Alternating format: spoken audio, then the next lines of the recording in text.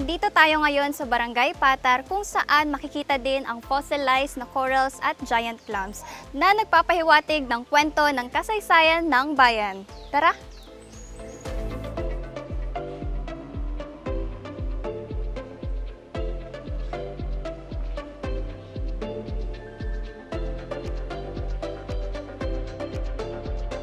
Ilan sa mga giant clam fossils na natagpuan dito ay hindi pa rin tinatanggal sa lugar kung saan sila nahanapan.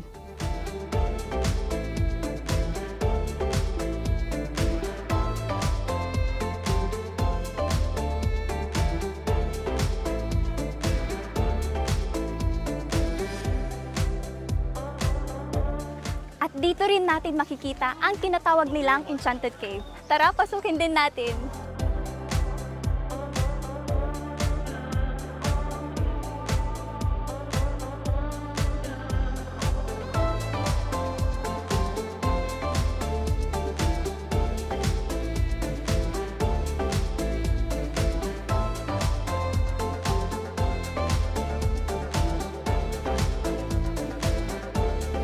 Ayon sa kwento, may butas na nakita ang mga sinaunang nanirahan dito. So naghulog sila ng bato, mahaba ang nilakbay ng bato na yon bago sila makarinig ng splash ng tubig. Na-curious sila kung anong nasa ilalim hanggang sa nadiscover nila ito.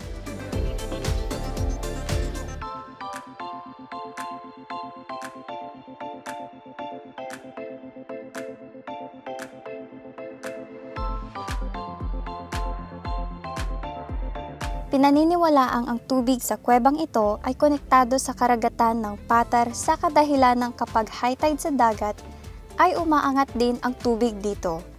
At kapag low tide naman sa dagat ay sumasabay ang tubig dito sa pagbaba.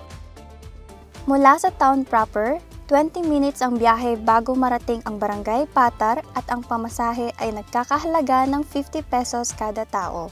Kung nais makita ang mga fossilized giant clams at mga limestones, may entrance fee na 200 pesos kada tao at 250 naman para sa mga nais namang maligo sa mga pools na naririto.